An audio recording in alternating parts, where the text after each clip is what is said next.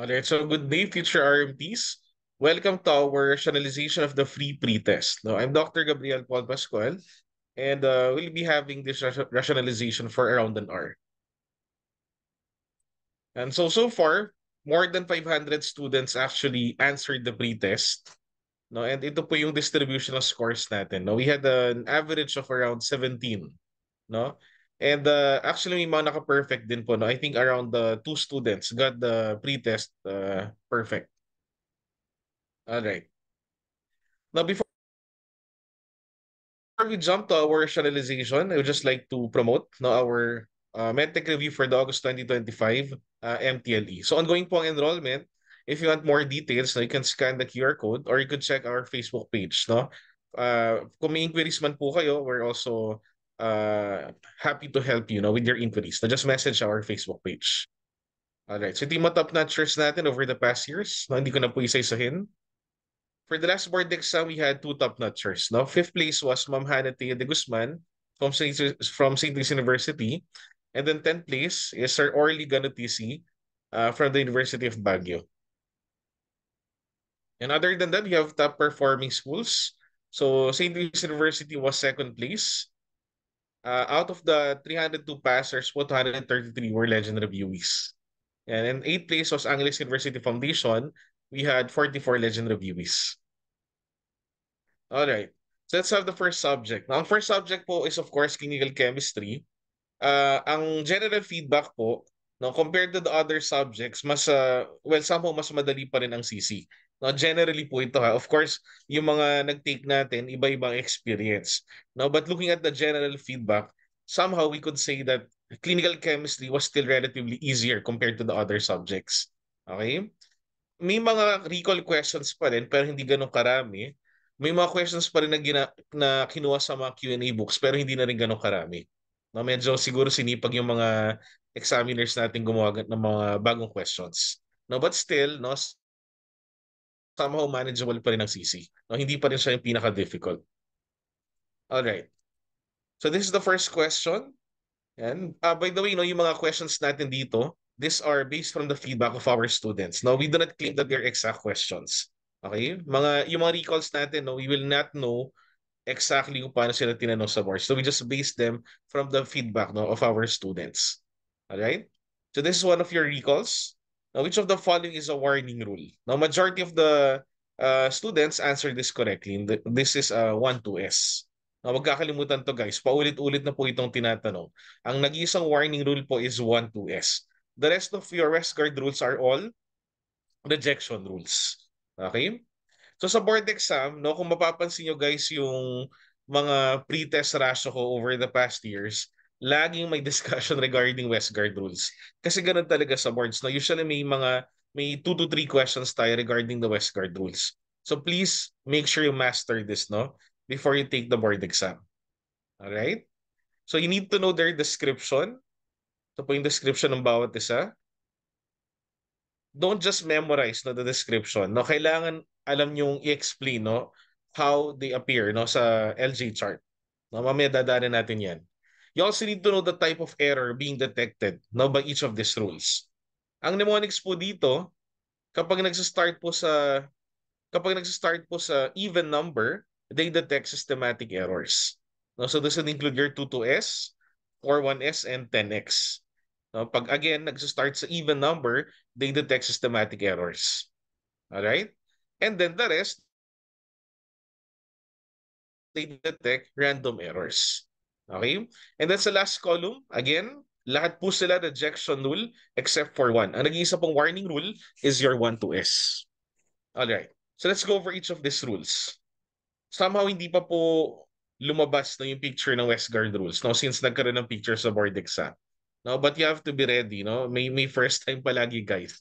Malay nyo, next board exam yun yung first time na magkaroon ng pictures ng West Guard rule violations. Okay? So this is your 1-2S. Pag sinabi pong 1-2S, you have one control exceeding the 2S line. So either plus 2 or minus 2S yung ma-exceed niya. Okay, so that's 1-2S. Again, this is just a warning rule. Okay? And then this is 1-3S. No, pag sinabing 1-3S, you have one control exceeding 3S. No, either +3 or -3. Oh, is this a warning or a rejection rule? Type nga sa chat box, guys. Warning or rejection?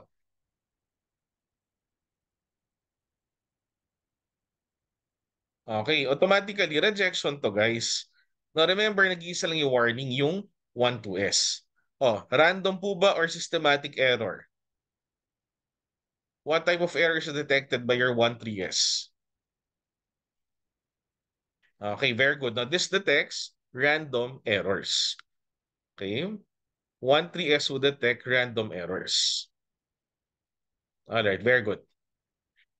Next is your 22S violation. Pag sinabing 22S, you have two consecutive controls, both exceeding 2S. No, kaya nga sinabing 22S. And both of these controls exceed 2S on the same side of the mean. So if one of them would exceed +2, the next one should also exceed +2. They should be on the same side. Okay, para masabing 2S. Nakuha? This could also happen here sa baba, no? If one exceeds -2, the other one should also exceed -2 para masabi mong 2S. Okay? What type of error is detected by your 2S? Random or systematic? Okay, so remember, nagsastart siya sa even number. So this detects a systematic error. Alright? So kakalimutan yan, guys. Now, ang kapatid po nitong 22S is si R4S. So in your R4S violation, no, again, you have involvement of two consecutive controls. So dalawa pa rin na magkasunod. Okay? And they both exceed 2S. However, they exceed 2S on opposite sides. No, magkabilaan po sila. Now, if one of them exceeds -2, like this one, the other one should exceed +2. Again, they should be on opposite sides. Okay? What type of error is detected by your R4S? Madaling tandaan, no? R4S, nagsistart sa letter R. So you know that this will detect a random error. Okay? Now, common mistake ng students, no? Pag narinig nila yung R4S, akala nila, pag sinabing R4S, the control exceeds the 4S line. No, kung titignan yung LJ chart, wala naman na tayong nilalagay dyan na 4S eh. 'Di ba? O bakit siya tinawag na R4S? Okay, tinawag lang po ito na R4S because the two controls are 4 standard deviations away from each other. Okay? So tingnan niyo, bilangin niyo guys. 1, 2, 3, and 4. Now, there are 4 standard deviations away from each other. Kaya po tinawag na R4S. Okay? Nakuha? Alright? And then you have the 4-1S violation. So this would involve 4 consecutive controls exceeding the 1S line. So in this case, they're exceeding your -1S. All right? Random or systematic?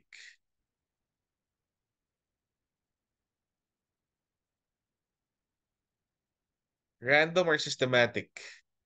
Okay, so remember, nagsistart siya sa even number. So this will detect systematic errors. Okay? And then finally, you have your 10x violation. Ito yung pag lumabas man yung picture nito, ito yung pinakamadaling ma-spot, no? Kasi you have your 10 consecutive controls all found on one side of the mean. No, lahat ng 10 magkakasunod-sunod, they're just found on one side of the mean. Okay, so you know that this is a 10x violation. And of course, this will detect systematic error. Okay? So those are Westgard rules. Yun yung mga pinaka-common actually. Actually, marami pong Westgard rule, no? Pero pagka usapang Westgard rule, yung mga diniscuss natin, sila yung mga commonly na dinidiscuss. No? Sila yung mga must-knows. Alright? So next question. Evaluation of which of the following conditions does not require fasting? Ayan. So medyo maraming nagkamali dito, no? Only 48% got this correctly. So the answer is elevated HDL. Okay? So among your lipid profile, ang hindi po affected by fasting would be yung HDL, cholesterol, and your total cholesterol. Yung LDL at saka triglyceride, affected yan. Okay? So if you're evaluating elevated LDL or high or low triglyceride, kailangan naka-fasting yung patient. No? In contrast, if you're just evaluating your HDL levels, hindi po kailangan ng fasting. Okay? You're going to find this in Henry's. Ayan yung statement po. Generally, total cholesterol and HDL cholesterol levels can be measured in non-fasting individuals. They are not affected by fasting. Okay? Uh, Huwag nyo kakalimutan to guys, no? Kasi paulit-ulit itong tinatanong sa board exam. Okay? Next. What is the excretory product of protein and amino acid metabolism? No, very basic question. But as you can see, meron pa rin nagkamali. No? May small minority na sumagot ng ammonia. Okay? Which is somehow understandable. Siguro na-confuse sila kasi sinabi na yung amino acid metabolism. Okay? So but don't be confused. No? Yung protein amino acid metabolism ninyo, ultimately, ang end product is still urea. So that's your best answer. Okay? Although ammonia also comes from your amino acid breakdown. Okay? Pero pag tinanong po ito, ang best answer niyo pa rin is urea. Okay? So these are your NPNs. Yan. Maraming NPN actually, but these are the 6 most clinically significant NPNs. Okay, you have your urea, amino acids, uric acid, creatinine, and ammonia. Ang mnemonics dito guys, ang mnemonics po dito, tandaan nyo sila as UA, UKA. No, you have to remember them in that order. No, UA, UKA. Okay? Anong significance ng order? Okay, yan yung arrangement po nila na when it comes to plasma concentration. Okay, so urea, no, si urea po yung may highest plasma concentration, no, followed by amino acids, uric acid, creatine, and ammonia. Okay? Ayan, may isang board exam ang tinanong sino daw yung may second highest concentration. O ano sagot guys? Tandaan nyo, UKA. Sino may second highest concentration?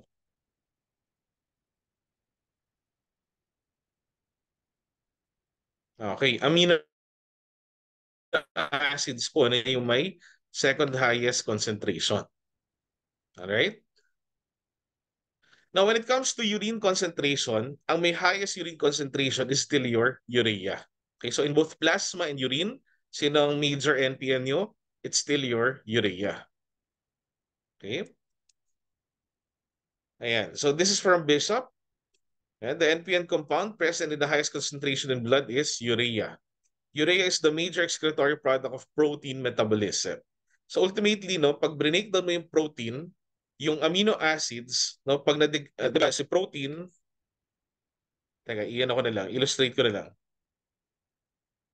Pag breakdown mo yung proteins, eventually you're going to produce amino acids. Diba? Yung amino acids na yan, if they undergo deamination, no, this would produce ammonia. Okay, the process is called deamination. Yeah, so this process would produce ammonia. And that ammonia is converted to what? Siya po yung nako-convert to urea. No? In what organ? O, saan organ po nangyari conversion ng ammonia to urea? Anyone? In what organ do we convert ammonia to urea? Okay, this happens in the liver.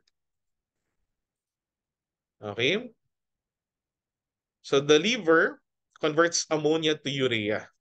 And then yung urea ninyo, it would then be excreted. Itatapon siya ngayon ng kidneys together with the urine. Okay? So that's a summary of your protein metabolism. Now, as you can see, hello? And so as you can see, ultimately your proteins, no, ang pinaka-end product nila or ang excretory product nila is still your urea. Alright? Oh, looking at this, let's see if you understood no, yung process. If the patient has liver failure, what NPN would increase? Type nga sa chat box, guys.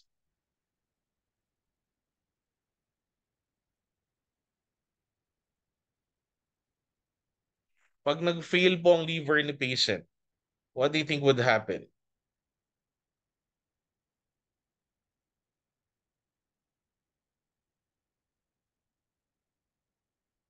Okay, so pag nag-fail ang liver, ammonia cannot be converted to urea. So ang mag-e-elevate po, no, ang mag-accumulate po is the ammonia. Okay? What if the patient has kidney failure? Anong NPN naman po ang tataas? Okay, so looking at the diagram, you know that if the kidney fails, urea cannot be excreted. So urea would accumulate. Okay? So kakalimutan guys, no, ammonia is for the assessment of liver function. Urea on the other hand is for the assessment of kidney function. Alright? Clear po ba yun? Kung naintindihan, please type 100% in the chat box. Yan, sana magkaroon ng NPR, no, ng national passing rate na 100%. No, so far, hindi pa nangyayari yun, guys. Pero ang good news is, last board exam, no, medyo mataas yung passing rate. Diba? Sana this August mataas pa rin, no, or mas mataas pa. Okay? All right. So moving on, this is the next question. A patient's ABG shows the following. pH is high, PCO2 is normal, bicarbonate is high. What is the most likely interpretation? Okay. So, in questions like this, no, una yung titignan lagi is yung pH. Diba? pH is high. Okay. So, is this acidosis or alkalosis? Pag mataas po ang pH, acidosis or alkalosis? Okay. So, automatically, pag mataas ang pH, you know that this is alkalosis. Diba? So, eliminate mo na lahat ng acidosis sa choices. Diba? Kalahati ng choices yung matatanggal nyo agad. Alright. Now, you know that the patient has alkalosis. Ang next question na lang, metabolic ba yan or respiratory? Diba? How would you know if it is metabolic or respiratory? Anong difference ng dalawang terms na yon?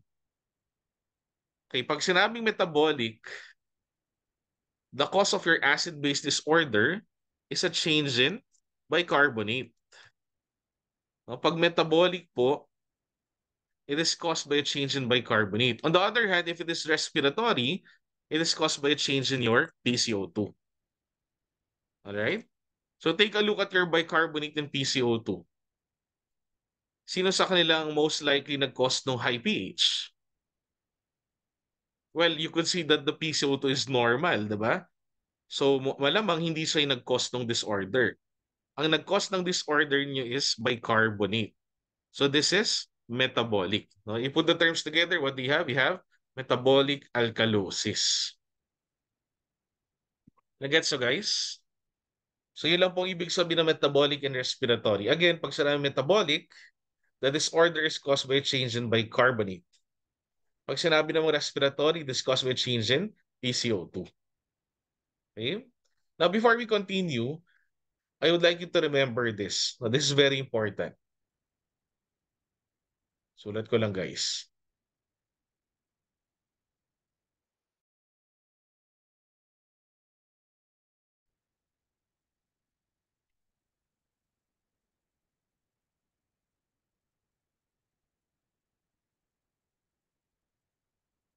Yan. Pag nag-interpret kayo ng acid-base disorders, make sure you remember this. Okay? This equation is actually from your Henderson-Hasselbalch. No, tinanggal lang natin yung ibang parts. No, niretain lang natin yung mga important na parts na Henderson-Hasselbalch. This would tell you the relationship of the following variables. Okay? Si bicarbonate, since nasa numerator siya, it is directly proportional to your pH. No, pag tumaas ang bicarb, ano mangyari sa pH? Tataas din. Or pag bumabang bicarb, bababa din ang pH. Again, they are directly proportional. Okay? On the other hand, if PCO2, if you look at the PCO2, since ang PCO2 nyo nasa denominator, it is inversely proportional to pH. So pag tumaas ang PCO2, what happens to pH? pH decreases. or pag bumaba ang PCO2, the pH would increase. Again, they're inversely proportional. Okay? Pag naalala niyo po ito, no, pag naalala niyo na yung relationship ng mga variables na yan, madali na lang acid-base disorders. Okay? Alright. Testing natin. Try natin ako naintindihan niyo to, guys. Tumaas ang bicarbonate ni patient. What acid-base disorder would ensue? Pag-isipan niyo.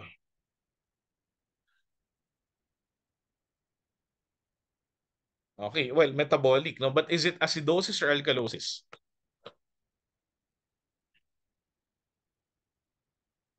Okay, so remember, bicarb and pH are directly proportional. So pag tumaas ang bicarb, pH would increase. You're going to have alkalosis. And since bicarbonate yung cause ng ating disorder, this is metabolic. So the complete term is metabolic alkalosis. Okay? What if the PCO2 decreases? Try to analyze. What if the PCO2 decreases?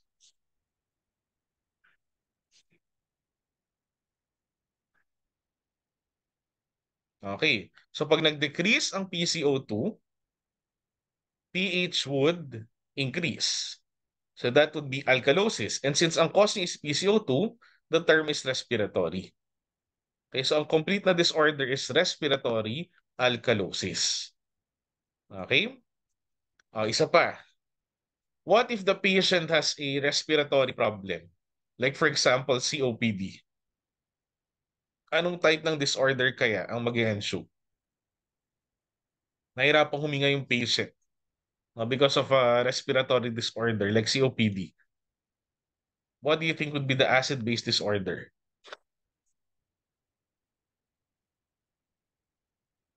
Try to analyze.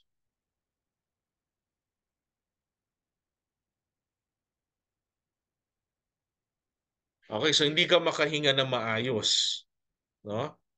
So what would happen? The carbon dioxide would not be expelled. No, mag-accumulate lang na mag-accumulate ang CO2. And pag nag-accumulate ang CO2, CO2 increases, what would happen to the pH? The pH would decrease. So that is acidosis. And since PCO2 ang cause, the term is respiratory. Now what do you have? Now you have respiratory acidosis. Okay, very good. Ayan. So nagets po ba ito? May question tayo regarding this? Of course, may mga terms pa like compensated, no, uncompensated, partially compensated. No, yung mga terms na yun, we'll discuss it na lang sa mismong review. Okay? Beyond the scope of our discussion na yun. No, but sa local board, somehow, hindi sila masyadong tinatanong, no? If you're planning to take the ESCP, ayun, kailangan alam na alam yun, guys. Alright? So you have this table from Henry's. Yan, sinamarize lang po yung profile for each of your acid-base disorders. You can take a screenshot of this if you want. No, but more than memorizing this, I hope you remember kung anong kakadiscuss natin. No, kasi kung makalimutan niyo man yung table na ito, at least intact sa utak niyo yung mga principle. No, madali niyo na lang madededuce, no, based on the principles. No, mahirap kasing memorize lang ng memorize. No, mas maganda kasi understanding pa rin. Okay? Alright, next question. Which of the following is the most abundant apolipoprotein in HDL? Ito guys, classic na question to sa boards, no? Hindi nawawala. Okay? So the apolipoprotein in HDL is ApoA1. Na huwag kakalimutan guys. Or where do you find ApoB48? Where do you find ApoB48?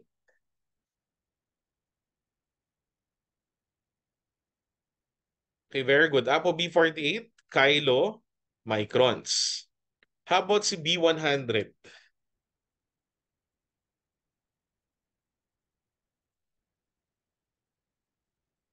Okay, B100, LDL and VLDL. Okay? How about your ApoE?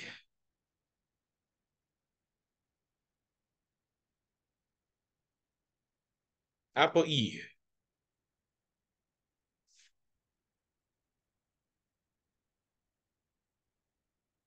How about the others? Yan, ApoE is found on your, saan guys? VLDL and isa pa. Now, VLDL and HDL actually ang ApoE. Yan, VLDL and HDL. Okay? So make sure you know your apolipoproteins. Ito po yung table from Bishop. Yan. Ang pinakamahalaga dito guys, yung location. No, don't memorize the molecular weight. No, parang awan nyo na. No, huwag niyo i-memorize yan. Even the plasma concentration, you don't need to memorize that. Ang mahalaga lang po dito is the location. Okay, so again, ApoA1 is found on HDL. Yan yung paboritong tanong no, sa board exam. Okay? This is why ApoA1 levels correlate with your HDL levels. Pag mataas or mababa ang ApoA1, or let's say mataas ang ApoA1, no? Alam mo na mataas din ang HDL ng patient. Or pag mababa ang ApoA1, mababa din ang HDL. No, kasi ang ApoA1 ninyo, specific siya for HDL. Alright? So that's it for clinical chemistry. Let's go over some sample recalls on micropara. So for micropara, ang feedback, no, generally ang feedback is medyo marami yung parasitology, no, na questions. And not just that, marami rin pong virology. Okay? Yung bacteriology nandun pa rin pero less yung questions. Okay? So this would remind you na hindi nyo dapat pabayaan po yung mga minor subjects nyo. No, hindi niyo pwedeng iaalay yung mycoviro kasi well before no, medyo kaunti yung questions regarding them. Pero recently no, in the last board exam, medyo maraming tanong about mycoviro. All right? Especially sa sample collection sa virology, may mga tanong po regarding that. Okay. First question. Clostridium perfringens can be identified in your blood agar due to which unique hemolytic pattern. Okay, ito must know po ito. Huwag niyo kakalimutan. Okay, Clostridium perfringens has a double zone hemolysis. Okay? This double zone hemolysis is also what you call target hemolysis. Pag nakita nyo sa question nito, no, wag na mag-isip, anong sagot agad? Clostridium perfringens. No, siya lang yung classically dinidescribe na may double zone or target hemolysis. Okay? Tandaan nyo na guys. Next. Oh, ito yung picture na lumabas last board exam. No, identify the following parasite. And thankfully, ayan, 93% of the students got this correctly. So this is your Enterobius vermicularis. So Enterobius vermicularis characteristically has a D-shaped egg. No, pag nakita niyan, no, alam niyo Enterobius vermicularis talaga siya. Okay? May mga recalls pa before regarding E. vermicularis. No, mga siguro 2 to 3 board exams ago, ang tinatanong po was its mode of transmission. So are you aware of its mode of transmission?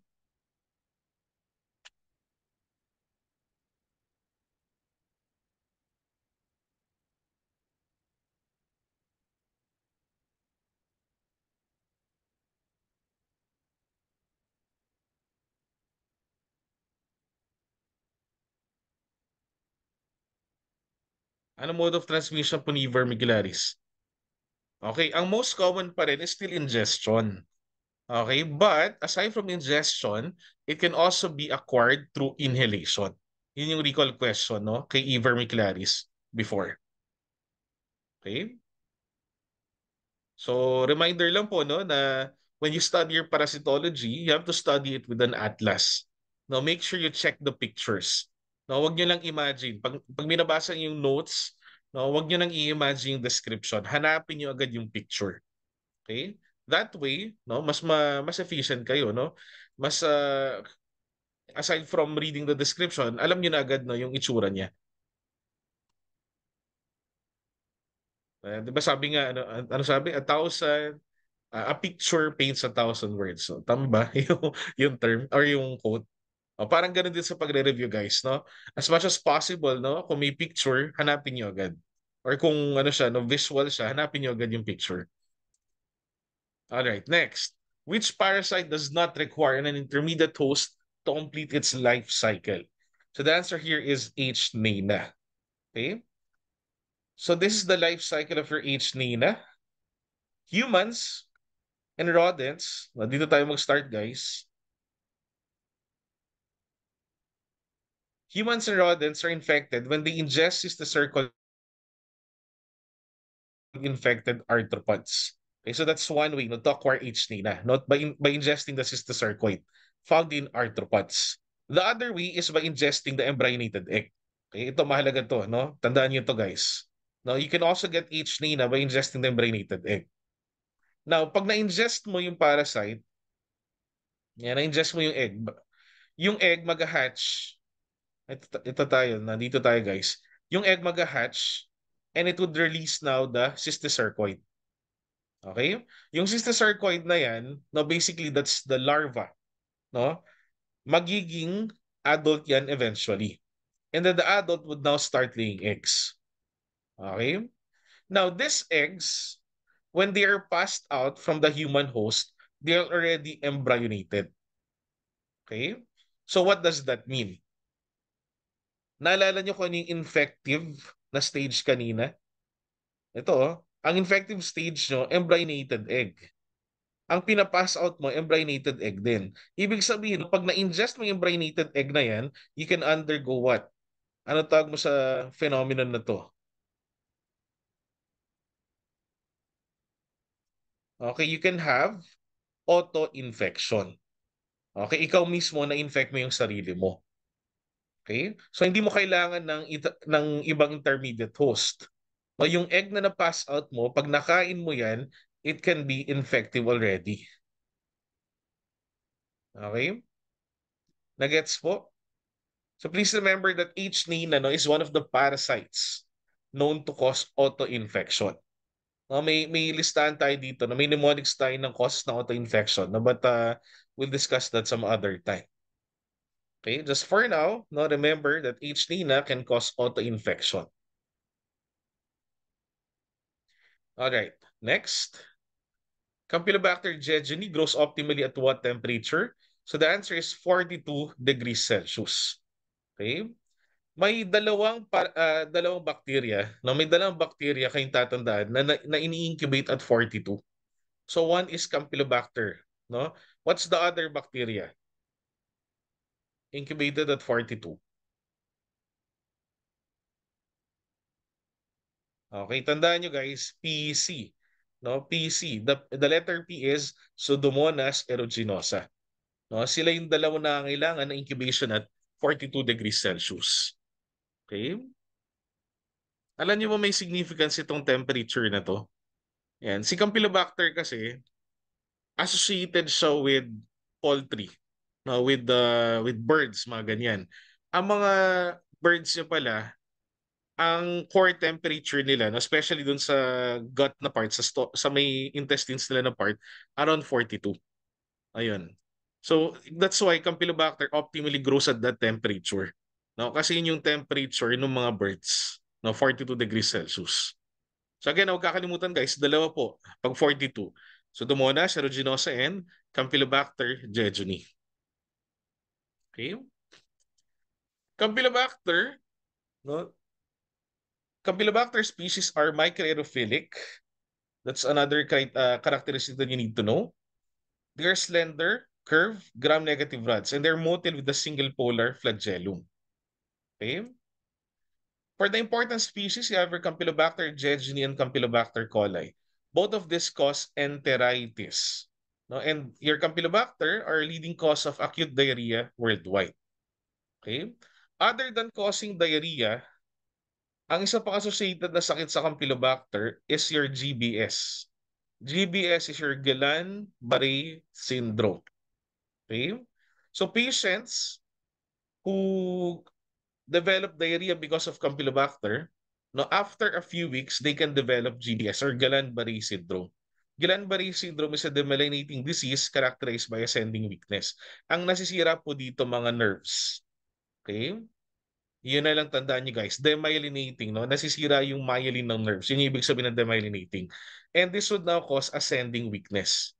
Okay? Eventually, napaparalyze yung pasyente. Okay? So, ang common trigger ng GBS is infection with your Campylobacter. Alright? Next.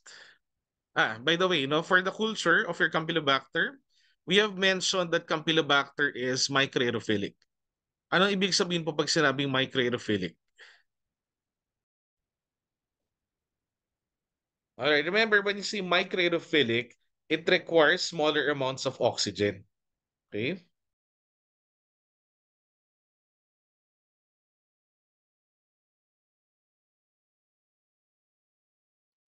When you incubate your Campylobacter, kailangan po 5% oxygen lang po ang available. No, you cannot incubate it routinely. No, kasi sa routine na incubation, ang oxygen nyo is 21%. Na yun nasa room air. Okay, 21%. For Campylobacter, you have to reduce the oxygen to around 5%. Yun yung microaerophilic na incubation. And not just that, Campylobacter is also capnophilic. Anong ibig sabihin pag sinabing capnophilic? Pag sinabing capnophilic, it requires high CO2 levels. No? So kailangan din ng 10% CO2. So makapapansin nyo, sobrang selan ng Campylobacter, no? Maarte siya. No? Kailangan ng temperature mo 42. Kailangan reduce ang oxygen to 5% and kailangan mataas ang CO2. Ang dami niyang special requirements. No? Isipin niyo ito yung bacteria na pa-VIP. No? Marami po siyang special na pangangailangan. Alright? Next, which hepatitis virus is transmitted by the fecal-oral route? Okay, so the answer here is your hepatitis A virus. So ito, alam naman natin yung mnemonics, di ba? Anong mnemonics yun dito? Sino yung mga HEPA viruses na transmitted by the fecal-oral route? Okay, ang mnemonics dito, TAE. TAE. So HEPA A and HEPA E are transmitted by the fecal-oral route. Okay? So this table shows you the various hepatitis viruses. Hindi ko na po isa-isahin ito, no? But this is just a reminder that you need to learn or you need to review the various hepatitis viruses. No, ito po lumalabas din ito sa immunosero. Okay, hindi lang sa virology. Na lumalabas din po ito sa immunosero. Okay? Sa mode of transmission, yan, sabi natin si Hepa A at si Hepa E yung parehong fecal oral. The rest, no, Hepa B, C, and D, they are what? Parenteral. Okay? Aralin nyo na rin yung kanilang families. So ito yung mga family po nila. Okay? Isa lang sa kanila, by the way, ang DNA virus. Sino yung nag-iisang DNA virus? Sige nga. Okay, very good. Ang nag-iisa pong DNA virus is your Hepa B. And kaya nga, ang family niya, Hepadna viridae. Kasi tinawag na Hepadna kasi Hepa, DNA. Siya yung nag-iisang Hepa virus na DNA. The rest are RNA viruses. Okay? Now, let's move on. So next subject is clinical microscopy. In the last board exam, this is one of the easiest. No, for a lot of students, ito yung isa sa mga pinakamadali. Now, one reason is that most of the questions were actually discussed naman sa review. Okay? Most of the questions, alam mo saan nanggaling. No? Alam mong galing sa Strasinger. Okay? And na-discuss naman sa review. Kaya sa maraming students, no, pinamadali po ito. Okay? So ito, according to the WHO criteria, sperm motility observed as motile but no forward progression is graded as what? So this is C. Motile but no forward progression. So ito po yung grading ng sperm motility found in Strasinger. No? Please memorize this. No, paborito pong tinatanong ito. Actually sa CM, no, yung mga ganitong grading, talagang paboritong tinatanong yan. So make sure you memorize these tables. Okay? May counting mnemonics na ako dito. Share ko lang, guys. So, yung 4.0, or A sa WHO criteria, remember siya yung rapid straight line motility. Ito yung mabilis. Diba? Rapid. This is how I remember it. Pag nakita niyo yung rapid, diba, may nakita kayong mabilis na sasakyan, ano sasabihin mo? Diba? Nagets ba guys? Sorry, medyo corny. No? Pag nakita ka na mabilis sa sasakyan, anong grade, anong criteria nun? Ay naku, walang nag-react. Sorry, gano'n kasi ako mag-memorize, guys. Alright. Tapos, mapapansin nyo din sa table na ito, dalawa yung B. Yung 3.0 and 2.0 ninyo, pag nakita nyo sa WHO criteria, pareho silang B. Okay? And both of this, no, yung 3.0 and 2.0, dito sa wordings nila, sila po yung may slow. Yan, si 3.0 na B, slower speed. 2.0 na B, slow forward progression. Pareho silang may slow. Okay? How do I remember this? Sorry, share ko na lang din guys. Tandaan nyo guys, BB, take it slow. No, BB, like baby. No, baby, take it slow. Okay? Basta makita niyo yung slow. No, basta makita niyo yung slow, automatically, B po yan. Okay? Tapos yung C, no forward progression. No, 1.0 or C, that's no forward progression. And then yung 0 or D, no movement. No, D for dead. As in wala. No, walang movement. D. Okay? So ayun guys, para-paraan talaga no, para mag-memorize nito.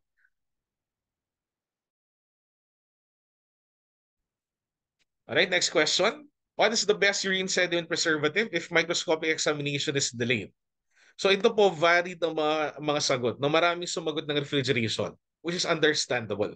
No, overall, no, if we're talking about preservation, the best pa rin is of course refrigeration.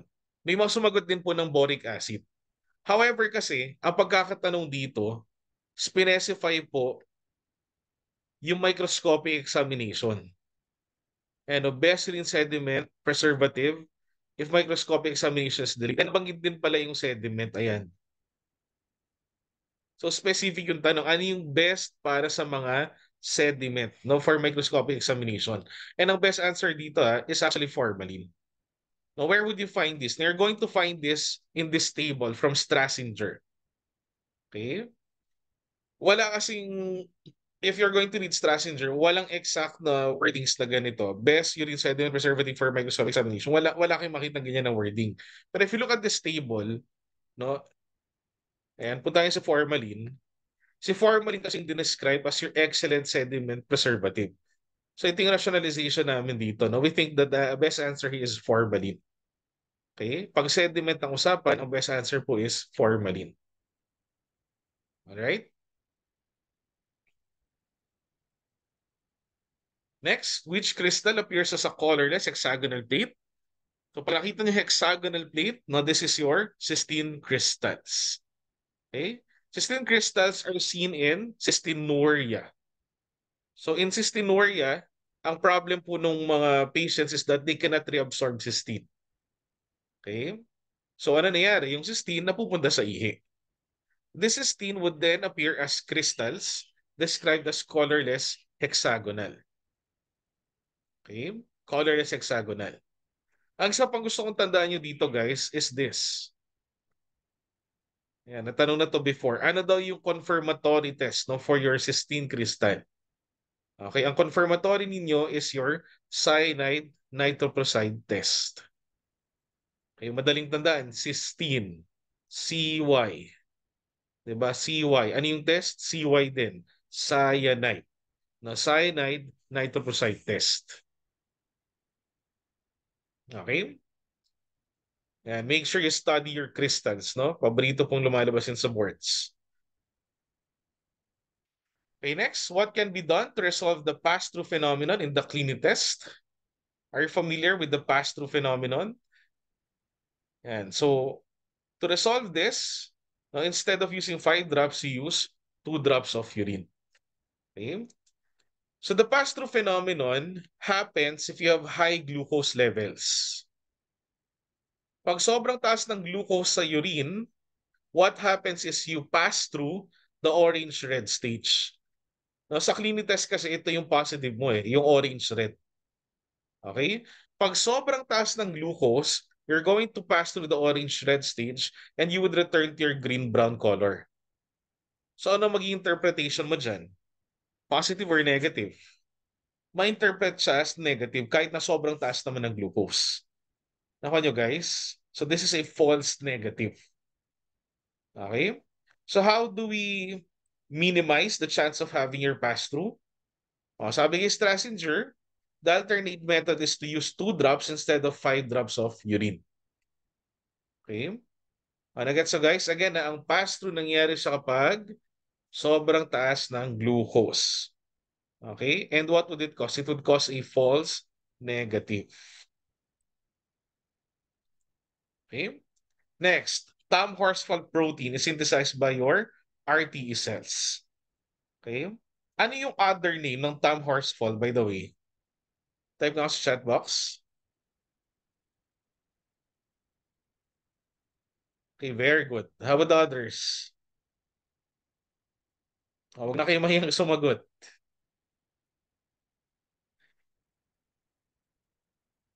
Alright.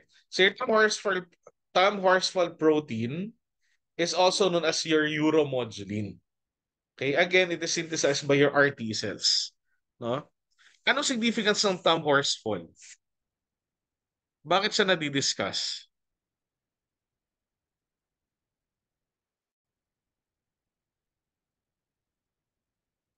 Well, aside from contributing to the protein content of your urine, your Tam horsefall or your uromodulin also comprises your cast.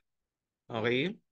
Siya yung composition ng mga cast nyo. Okay, very good. Ayan, cast matrix. Ayan, very good. All right. Next subject tayo, hematology. May questions po so far? May natututunan po ba tayo? Alright. Last board exam guys, ang hima po, compared to the other subjects, medyo madali. Ayan. Okay, again, ano lang to, general feedback lang to. Of course, for some other students, mahirap daw ang hima. But if you're going to check the feedback of most students, no, somehow they found hematology easier. And compared to the other subjects din po, sa hima, medyo maraming recalls. Ayan. Yung mga diniscuss namin na additional recalls the night before nung second day ng boards, marami pong lumabas actually. Okay? Sa hematology, medyo kumapit na ang mga recalls. Alright. So first question, what is the other term for reticulated platelets? Okay, your reticulated platelets are also known as your stress platelets. Okay? Kailan po lumalabas? Or ano ang indication ng reticulated or stress platelets? Pag nakita niyo yan, what could it possibly indicate?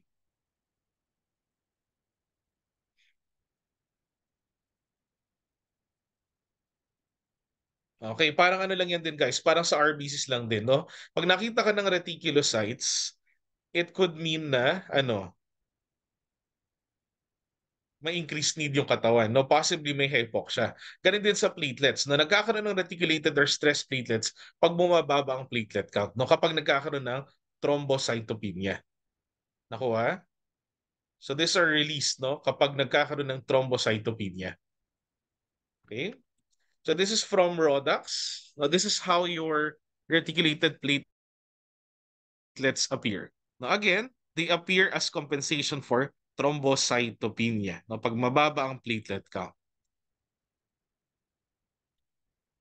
Okay?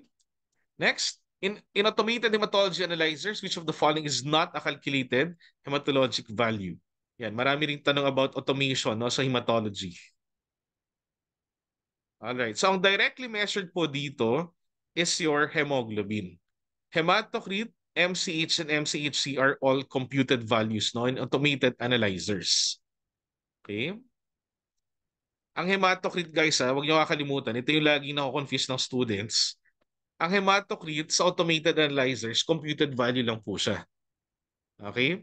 Ang formula po ng hematocrit is, type ko lang, hematocrit is equal to MCV times RBC count over 10. Ayan, computed value lang siya sa automated analyzers. Okay, of course, ang MCH at MCH ninyo, they're also computed values. Okay. Next, which coagulation factor is known as proconvertin? So sa HEMA guys, marami pa rin tanong regarding the other names of your coagulation factors. I think for the last board exam, mga 3 or 4 ang tanong regarding the other names. Okay? So proconvertin is also known as factor 7. Okay? Maraming students na sumagot ng factor 5. Tandaan nyo guys, si factor 5, siya po yung proaccelerin. Yan, si factor 7 po yung proconvertin. Okay? So please make sure that you memorize the coagulation factors and their other names. Kung ako sa inyo habang maaga pa lang, isulat niyo na po ito sa index card or sa Manila paper, no, para mapaskil niyo na agad sa mga wall notes niyo. Alright. Next, what is a unique feature of your factor 12 deficiency? Okay, factor 12 deficiency does not cause bleeding. Okay? Why? Alam niyo ba yung reason? Although factor 12 is part of your coagulation cascade, ang factor 12 kasi, mas mahalaga ang role niya actually when it comes to fibrinolysis. It has a more important role in fibrinolysis. Okay, mas importante yung role niya in the activation of plasmin. So pag walang factor 12, hindi na-activate si plasmin. Nakuha? So pag wala kang plasmin, wala kang fibrinolysis. And pag wala kang fibrinolysis, ano mangyari? Hindi mo matutunaw yung clots mo. You're prone to thrombosis. So ang factor 12 deficiency niya actually, it's more of a thrombotic, not a bleeding tendency. No, more of thrombotic tendency yung makuha niyo dito. Okay? Maraming sumagot ng delayed bleeding. Saan niyo nakikita yung delayed bleeding? Or saan mas associated po ang delayed bleeding? Anyone? Tandaan niyo yung term na yan, delayed bleeding. Anong factor deficiency po ang associated sa delayed bleeding? Okay, delayed bleeding is associated with factor 13 deficiency. Oh, do you remember the role of your factor 13? Remember, si factor 13, yung fibrin stabilizing factor. Diba? Siya yung nagsistabilize ng clot. So kung wala kang factor 13, bubuo ka pa rin ng clot. No, magka-clot ka pa rin naman. Ang problema nga lang, yung clot na yun, hindi siya mag-hold. No, hindi siya mag-stabilize. So kaya nagkakaroon ng delayed bleeding. Nakuha, wag kakalimutan na delayed bleeding, factor 13 deficiency. Okay? Saan naman associated yung term na deep bleeding or deep tissue bleeding? Ang deep tissue bleeding, associated yan with deficiencies of secondary hemostasis. O, sino ba mga kasama? Or sino yung mga components sa secondary hemostasis? Coagulation factors. Okay? Deficiency of coagulation factors or secondary hemostasis would appear mostly as deep bleeding or deep tissue bleeding. So like for example, sa joints. Ayan. On the other hand, ang superficial bleeding naman, associated yan with deficiencies of primary hemostasis. No, yung mga disorders affecting your blood vessels as well as your platelets. Okay? Halimbawa, may thrombocytopenia ka, sobrang baba ng platelet mo. Ang magiging manifestation niya is more superficial bleeding sa mga mucosa or skin ang manifestation. Okay? Ang palatandaan ko lagi dito guys, si dengue. Oh, ano yung pinaka-laboratory finding na binabantayan nyo sa dengue? If you remember in your internship, anong laging hinahanap sa dengue patients? Okay, syempre platelet count, 'di ba? Sa dengue, no, part ng lab findings no, yung decreased platelet. Pababa yung platelet ng pasyente. Now, what are you looking for? Anong binabantayan nyo sa patient? Ang binabantayan nyo sa patient is actually mucosal bleeding. Like for example, bleeding sa gums. Ayan. Oh, bakit sa gums? Bakit sa mucosa? No, because that's superficial bleed. Okay, and ang superficial bleed nyo, siya yung manifestation ng decreased platelet found in dengue. Okay? Next. Most common inherited bleeding disorder. This is actually your von Willebrand disease. No, which is deficiency of your von Willebrand factor. Okay? Na ito na lang yung additional ko na tanong sa inyo. No? Yung follow-up question ko sa inyo.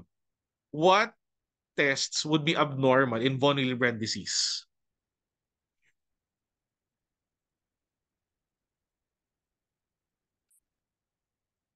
Anong mga test nang ina-expect yung maging abnormal? Okay. Remember, in von Willebrand disease, ang deficiency mo is VWF. Okay. Ano ba ang role ng VWF? Remember, VWF is important for platelet, adhesion or aggregation. Malaga siya for platelet, adhesion. Okay? Platelet adhesion. So pag kulang ang VWF, defective ang platelet adhesion nyo. And platelets are, remember, part of your primary hemostasis. So ang maging abnormal na test is your bleeding time. Okay? Basta may abnormality ka sa primary hemostasis, no? Mag-abnormal ang bleeding time. Now, hindi lang bleeding time ang maging abnormal dito. May isa pang test ako hinahanap, guys. Anong test yun?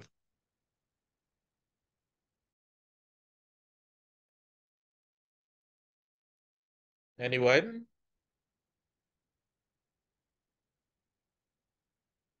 Okay, it's actually your APTT. Bakit nagiging abnormal ang APTT sa von Willebrand disease? Okay, very good. Remember that von Willebrand factor also serves as your carrier for factor 8. Siya yung tagabuhat, no? Siya yung carrier ng factor 8. Okay? So pag walang VWF, hindi rin magiging stable ang factor 8 na magkakaroon ka ng deficiency ng factor 8. And pag nagka-deficiency ng factor 8, magkakaroon ka ng abnormal na APTT. Na-gets nyo? So huwag kakalimutan guys ha, factor 8 requires VWF. So with VWF deficiency, you're going to have factor 8 deficiency.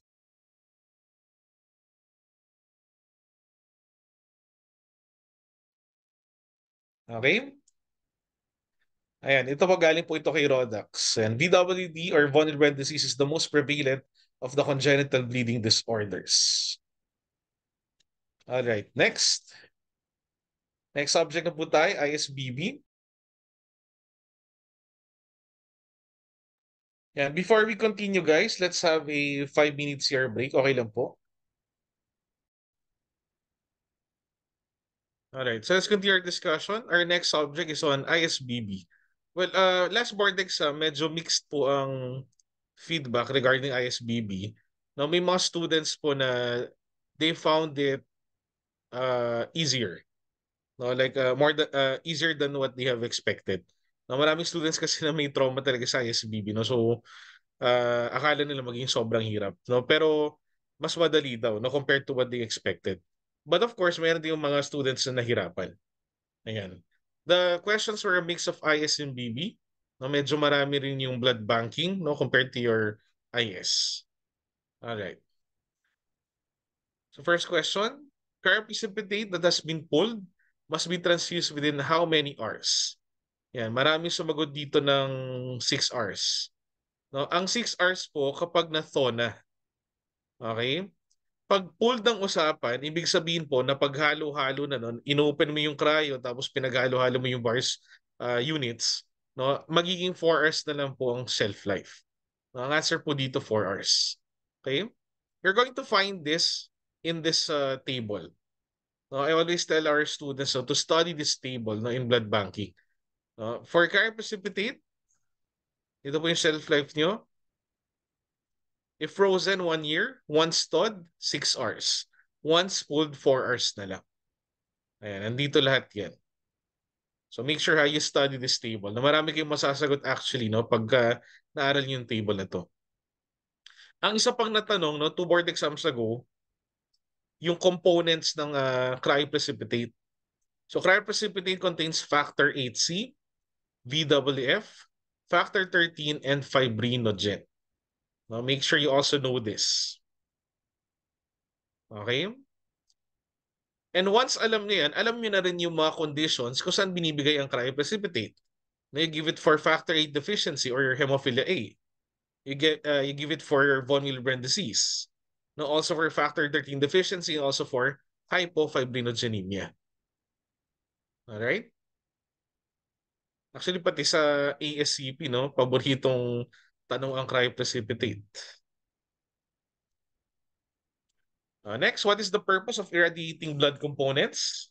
So irradiation prevents your transfusion-associated graft versus host disease. What happens in GVHD? Now, in GVHD, donor lymphocytes, no, yung lymphocytes po dun sa blood component nyo, would attack, no? They would launch an immunologic attack against your recipient. Okay? This happens if your recipient is immunocompromised. Like for example, yung mga nag-undergo ng transplant, no? Para maging successful ang transplant, kailangan nyo silang uh, tawag dito, kailangan nyo i-suppress yung immune system nila, no? So yung mga immunosuppressed, no, pag binigyan mo sila ng whole blood or any blood component, no, na may donor lymphocytes with widely different HLA na antigens, no, those donor lymphocytes would attack your recipient cells. Yun ang EGVHD. So how do you prevent this? No, you prevent this by irradiation. The irradiation would now suppress, no, pipigilan yung mga donor lymphocytes from launching an immunologic attack. Okay? So please remember this, ha? Again, ang irradiation po is to prevent GVHD. Next, which of the following is a primary lymphoid organ? So dalawa lang ang primary lymphoid ninyo. No? One of them is the thymus. Sino pa yung isang primary lymphoid organ? Type nga sa chat box. Okay, so the other primary lymphoid organ is the bone marrow. So again, ang dalawa lang ang primary, thymus and bone marrow. Okay? What happens in your primary lymphoid organs? In your primary lymphoid organs, nagkakaroon po ng differentiation and also maturation. Okay? Sa mga secondary lymphoid organs naman, like your lymph nodes, spleen, etc., what happens is nagkakaroon ng contact with antigens. Okay? So we have this table. No? You could screenshot this if you want.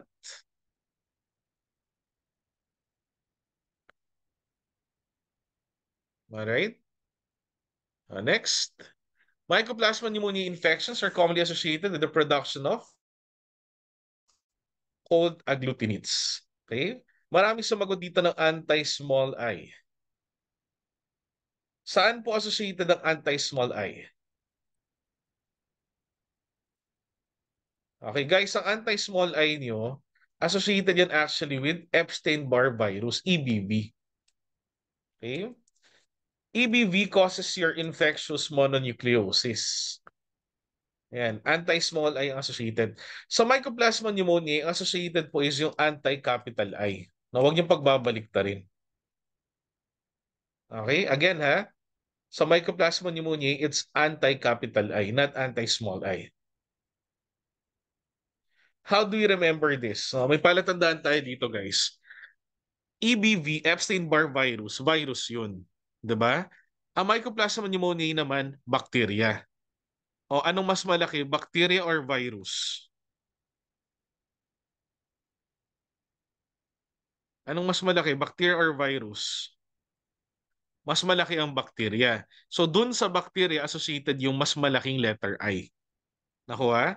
Yung small I associated siya dun sa virus or kay Epstein-Barr virus. Okay? Anti-DNase B, on the other hand, is associated with S. pyogenes, no? Strep pyogenes infections. No? Katulad ni anti-streptolysin O. No? Si anti-streptolysin O at anti-DNase B, pareho po sila associated with strep pyogenes. How about yung anti-glomerular basement membrane antibody? Saang sakit associated po ito? Sige nga, tignan natin kung may nakakalala. Anyone? Saang condition associated ang glomerular basement membrane antibodies? Okay, very good. This is associated with your good pasture syndrome. Okay, good pastures. All right?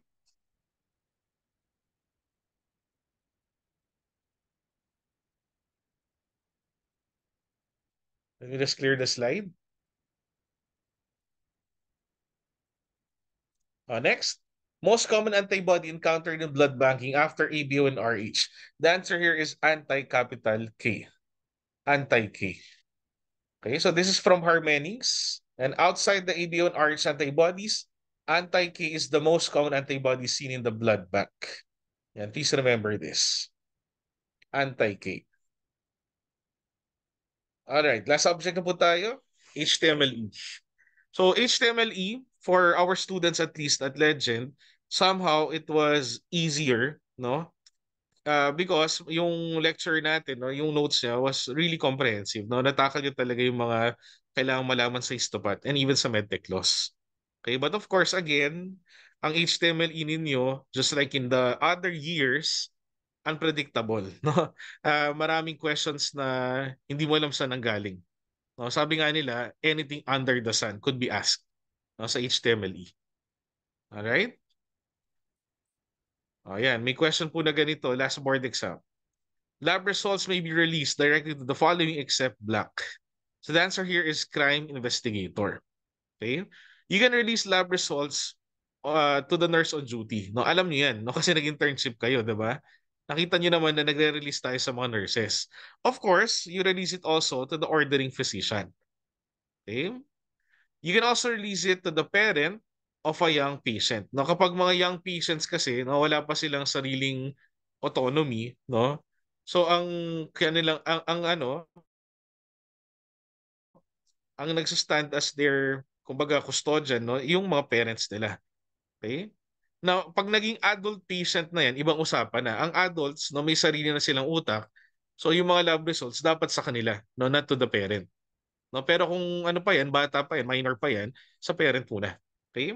Ang best answer dito, crime investigator. No, kahit na ano yan, crime investigator yan, hindi nyo dapat basta-basta binibigay ang lab results.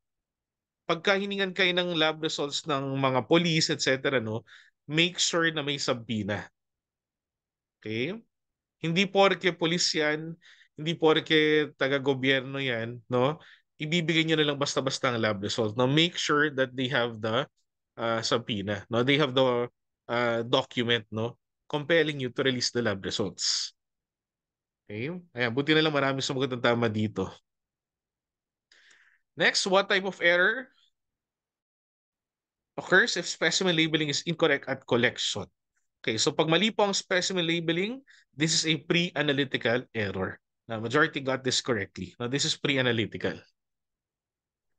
So these are your stages of testing. You have your pre-analytical, analytical, and post-analytical. Ayan. So make sure that you know the variables under each of these stages. Okay? I think last boards, hindi lang isang question to. Maraming question regarding this. Okay? Next, tissue sections are floated out on water baths set at one temperature. So the answer here, according to Gregorios, is 45 to 50 degrees Celsius. Yan. The sections are then floated out on a water bath set at 45 to 50 degrees Celsius. Bakit 45 to 50? Bakit 45 to 50? No, because this is what? No, this is 6 to 10 degrees Celsius lower than the melting point of your wax. Dapat yung water bath niyo mas mababang temperature doon sa melting point ng wax. Otherwise, kung masyadong mataas ang temperature ng water bath, your tissue sections would just melt. No? Matutunaw lang yung paraffin. So it should be 6 to 10 degrees Celsius lower. All right? Next, which reagent is commonly used for dehydration and tissue processing? And the answer here is ethanol. May mga sumagot din ng xylene. Saang process po or saang step ginagamit ang xylene? Sige nga, type ako sa chat box.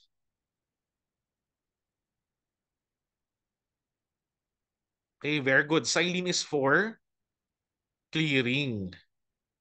Okay, clearing po yan. Formalin is of course for your fixation. 'Di ba? How about yung hydrochloric acid? Saan usually ginagamit ng hydrochloric acid?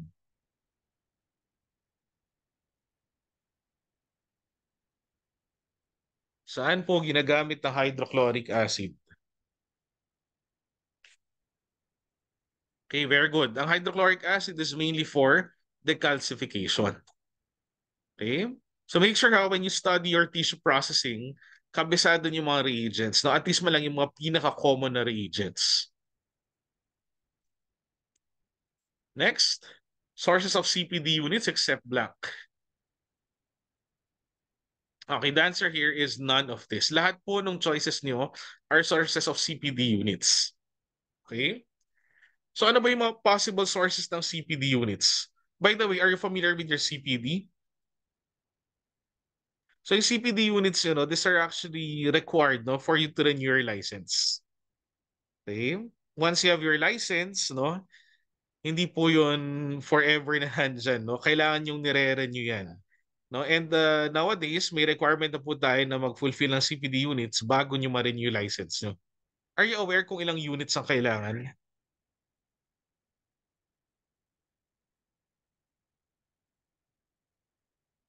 Ilang CPD units po ang kailangan for MedTech?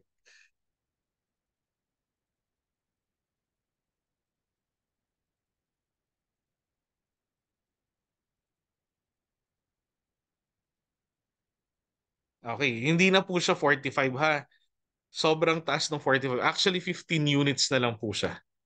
No, 15 units. Now, where are you going to get this 15 units? Oh, ito po yung galing sa PRC. Yan. So, first, you have the professional track. Yung professional track po, these are training offered by accredited CPD providers. Okay? So, mapapansin nyo, pagka RMTs na kayo, no, may mga, let's say, PAMIT. No? Yung PAMIT, for example, magbibigay ng seminar, tapos sasabihin niya CPD accredited. So, that's an example of your professional track. No? Tapos sasabihin din doon sa seminar kung ilang units siya applicable. No? Meron din po academic track. So if you undergo your master's or your doctorate degree, maka-count din po yun as CPD. No? May ano siya, corresponding na CPD units. Okay? Yan, even if let's say yan, may mga fellowship grant ka na-applyan or naging researcher ka or resource speaker, no? May mga equivalent din po yan. Okay, that's the academic track. Okay? And then you also have your self-directed learning or SDL. Okay? Ito siguro yung hindi ganun ka-familiar, no, to people. SDL or self-directed learning, ibig sabihin, no, ikaw yung nag-initiate. Okay? Like for example, naging resource speaker ka sa isang seminar. O, yung pagiging resource speaker mo, pwede mo i-convert yan to CPD units. No, may process yan sa PRC, no? May babayaran ka rin sa PRC. No, that's self-directed. Or let's say for example, nag-publish ka ng paper. Ayan. So again, you can also apply that to your PRC para mabigyan ka ng CPD units. No, that's what we call self-directed. Now, siguro yung iba nag-iisip na, Dok, hindi ba pwedeng lahat ng units ko self-directed? Actually, hindi pwede. No, ang maximum po ng self-directed, 30%. 30% lang ng units nyo ang pwedeng maging self-directed. Okay? Ayan, marami oh, marami. Even inventions. pag may na-apply ka na patent, no, and na-approve yung patent, that can also be counted, no, as units. Okay, and so on.